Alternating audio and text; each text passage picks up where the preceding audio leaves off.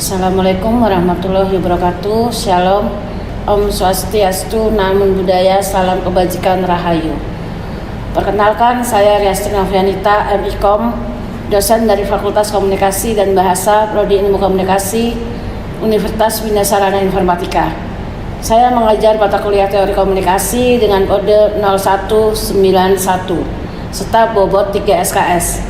Mata kuliah ini membekali mahasiswa dengan pemahaman dasar mengenai teori dan pengaplikasian ilmu komunikasi.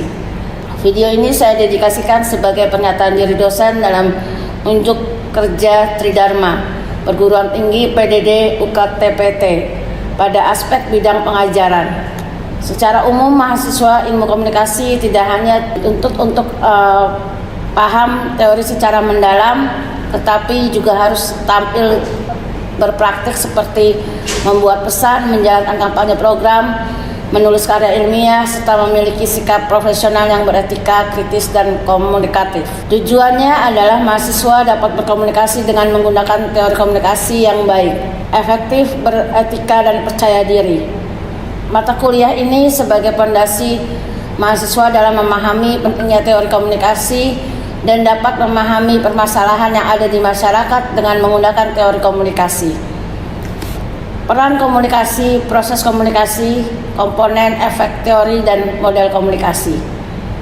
Selanjutnya, capaian pembelajaran mata kuliah CPMK, mata kuliah teori komunikasi ini berjalan selama 16 pertemuan dan menerapkan strategi pembelajaran yang berpusat pada mahasiswa atau Student Centered Learning (SCL).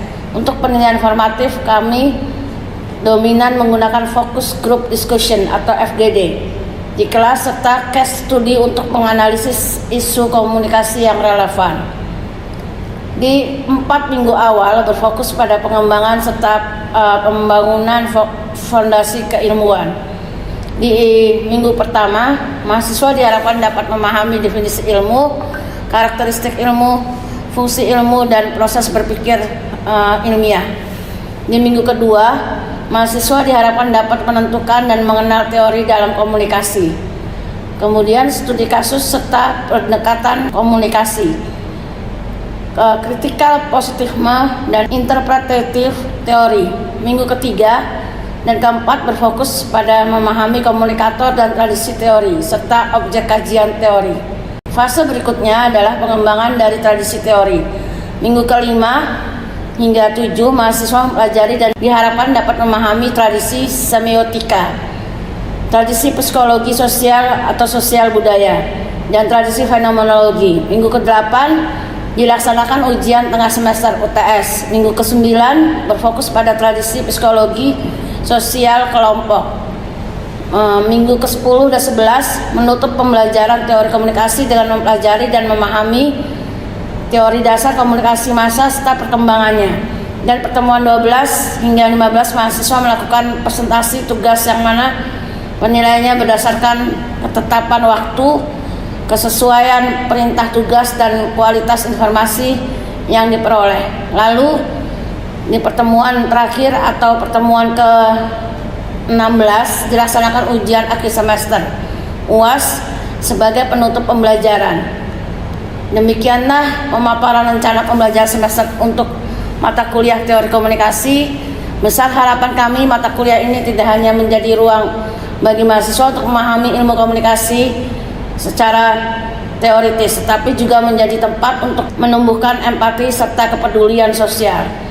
Oleh karena itu, setiap tahapan belajar dan pencapaian dirancang khusus agar mahasiswa dapat memahami capaian pembelajaran lulusan CPL serta mampu mengaplikasikan pemikiran yang logis, kritis, sistematis, dan inovatif di bidangnya. Kami berharap rencana pembelajaran semester RPS ini bisa menjadi kompas yang memacu proses pembelajaran kita dengan efektif.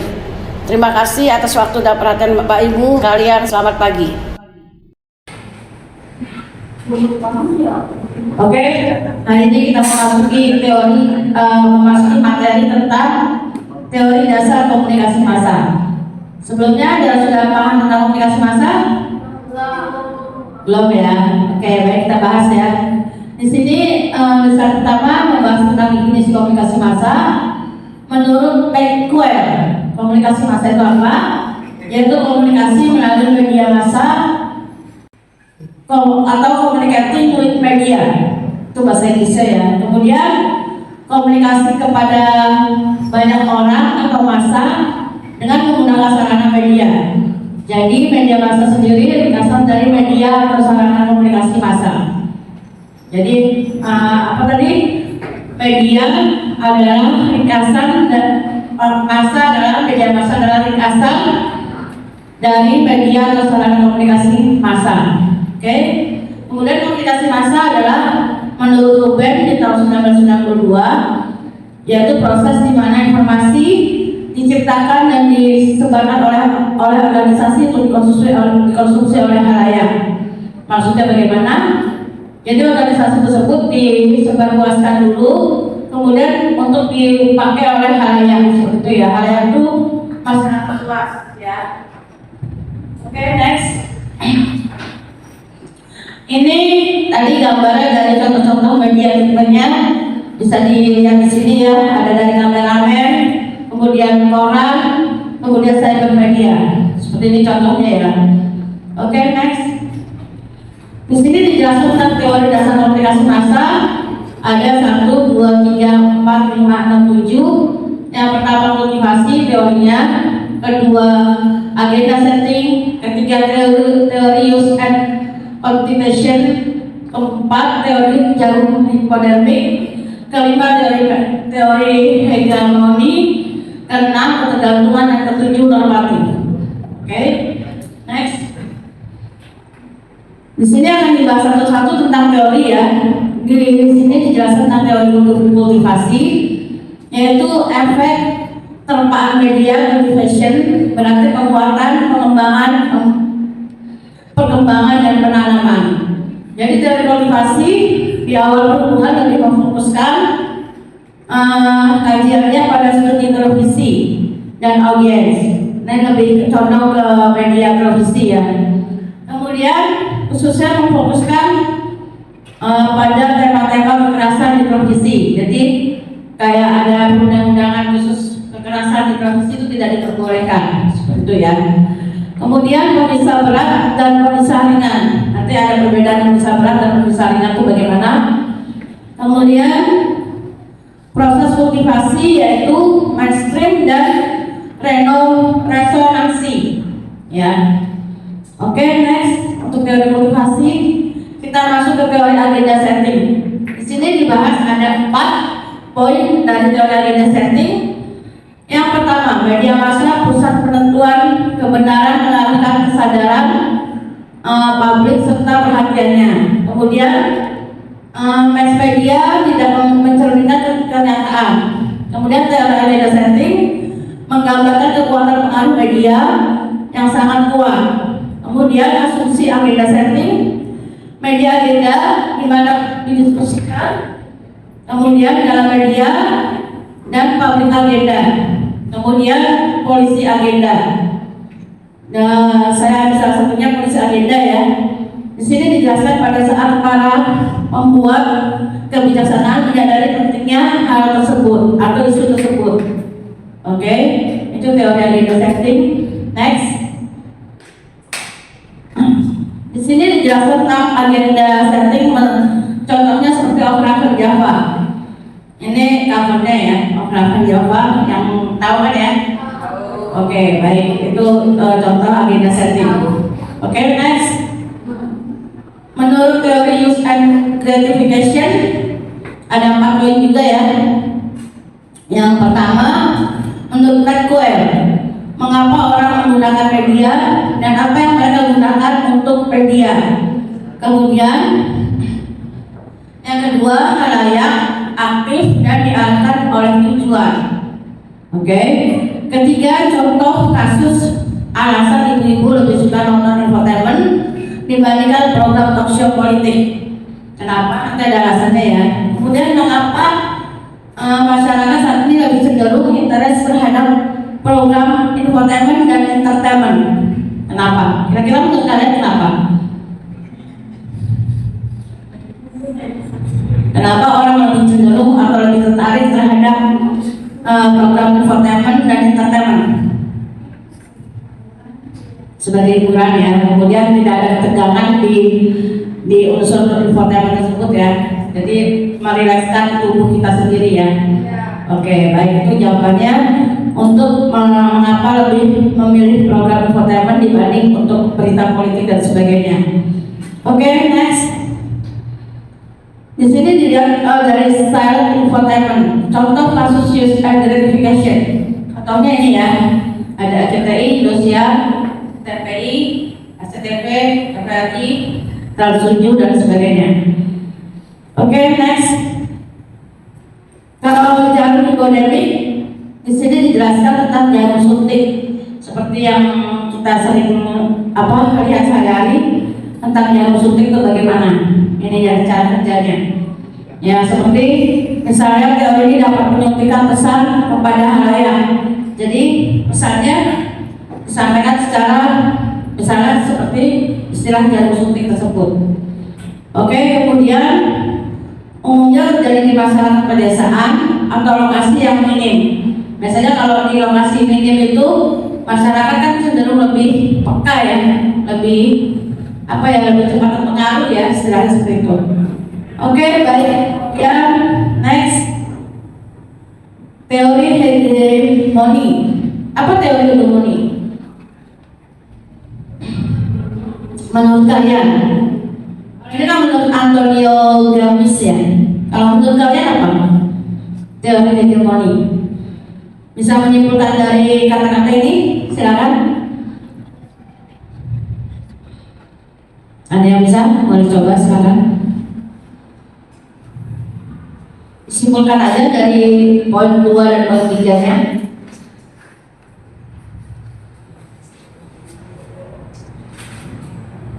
Mungkin ada yang ingin mencoba.